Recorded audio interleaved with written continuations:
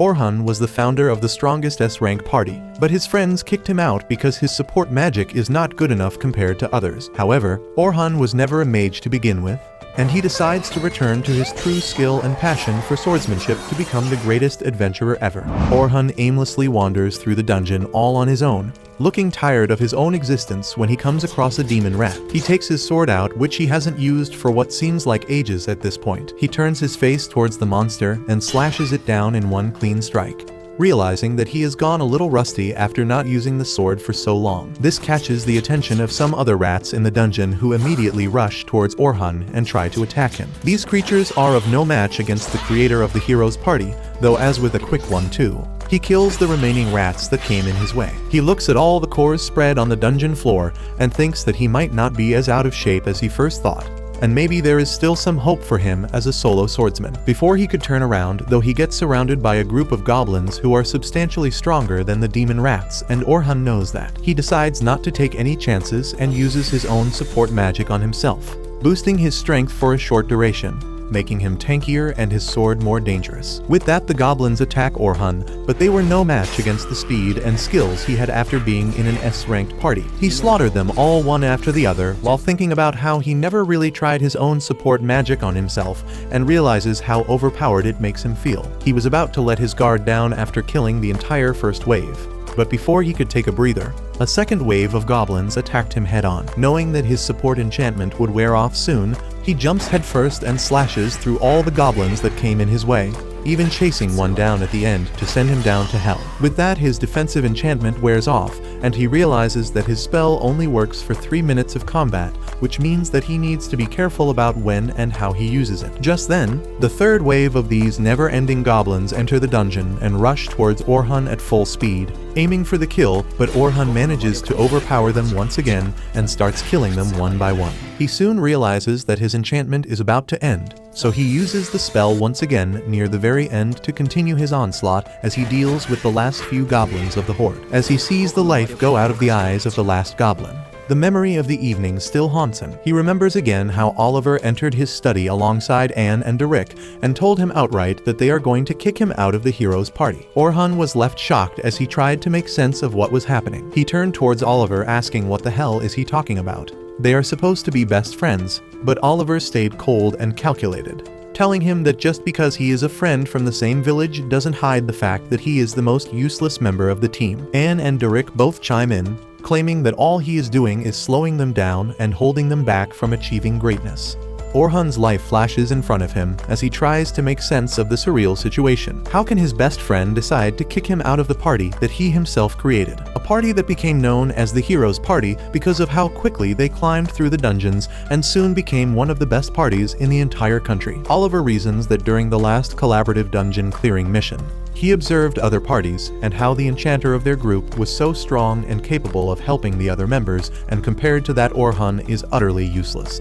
Orhan couldn't believe his own ears as he snaps back, claiming that he is not an enchanter to begin with, and the only reason he took on the role was because no one in the party had any aptitude for magic. So he sacrificed his own position as a swordsman and started training as an enchanter, and even created his own style of magic to make up for the talent that he lacked as a support mage. Anne laughs in his face though, calling him a pathetic loser who is making excuses since Oliver was a much better swordsman than him to begin with. With that, Orhan turns towards Oliver as he was his last hope, but Oliver coldly tells him that they have even found a replacement enchanter as well, who will help them climb through the ranks and achieve greatness. Orhan finally accepts the new reality, and the fact that there is no place for him in this party anymore. With one final goodbye, he turns to leave when Anne laughs, claiming that he was never supposed to be in an S-ranked party anyways, since his swordsmanship and magic are both at an A rank, which means he is a pathetic jack of all trades, but master of nothing. Finally, he snaps back to reality as he walks ahead, thinking about the new style of fighting he has developed, which merges the traditional roles of a swordsman and a mage. He decides that he will continue being a jack of all trades, but at the same time he will master them all and show them what a giant mistake Oliver and the others made. Just as he was about to leave, a group of 4 adventurers rush into the teleportation room all out of breath. Their leader asks whether they were alright since they were not expecting so many orcs all at once. One of the members speaks up, claiming that they have left the girl behind though. The leader claims that he made the right call, as if they tried to help the girl they would have all died.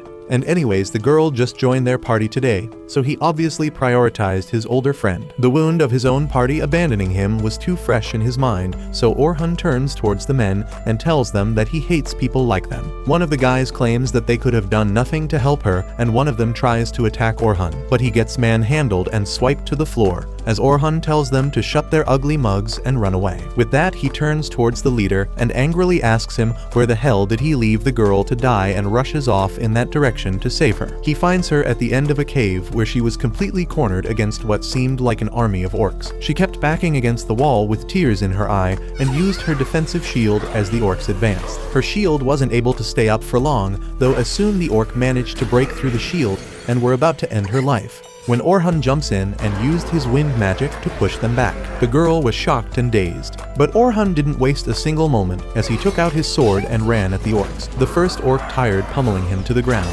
but Orhan managed to block the attack easily, and with his own support magic as reinforcement, he slashed through the orcs as if they were made out of butter. The girl stood there confused, wondering whether Orhan is a swordsman or a mage, as he used his reinforcement magic to enhance the sharpness of his blade before rushing at the orcs, chopping through their weapons and their bodies alike. He realizes that the guys were right, as they could have never handled so many orcs at once, but he would have rather died than leave a party member behind. With that thought, he slashed through dozens of monsters all at once. While the girl watched in awe, wondering who this man is, Orhan continued his killing spree, and with the second burst of attacks, he managed to cut through every single orc in the cave, leaving only their corpses and shiny cores behind. With that, he turns towards the redhead at the end of the cave, but finds her lying on the floor as the adrenaline wears out. By the time the sun started setting, they came out of the dungeon, and the redhead introduced herself as Sophia before asking him out to dinner as a gesture of thanks for saving her life. Orhan ends up accepting and follows her down to a tavern owned by the Silver Rabbits Guild. He realizes that she is from the guild itself, as she also had a crest on her cape, and realizes that she reminded her of someone but couldn't put a finger on it. Soon that confusion disappeared when Sophia introduced him to her older sister Selma, who Orhan already knew, as she was also an S-ranked enchanter from a different party. Selma was the strongest enchanter in the country, and she was the one who came up with the system of dividing the roles into the swordsman, who attacks, the tank who absorbs damage, and the mage who provides support. Shay eyes Orhan with disgust and tells him that she is going to call the FBI since her sister is just 14. Orhan immediately tells her that his name is not on the Epstein files, so she can chill, while Sophia tells her sister that Orhan actually saved her life. Selma calms down a little after that and scolds her sister for going out on her own to a dungeon without telling her first. They soon start talking, and Orhan tells Selma that he was kicked out of the hero's party, so he is more or less a vagabond at this point. He immediately sees Selma's eyes twinkling, and he wonders whether she is thinking of recruiting him into her party. But before that could happen, he tells Selma that all anime are free here. This app allows you to watch over 90,000 anime. Go. has no plans of joining any party in the near future for now. Selma tells him not to flatter himself and asks whether he is up for a job. This was surprising for Orhan, and he gets curious and asks about the job. Selma claims that a huge party from her guild is going down to the dungeons tomorrow. The party will contain loads of new adventurers, and the rank members are supposed to guard them and see that the floor bosses that appear every 10 levels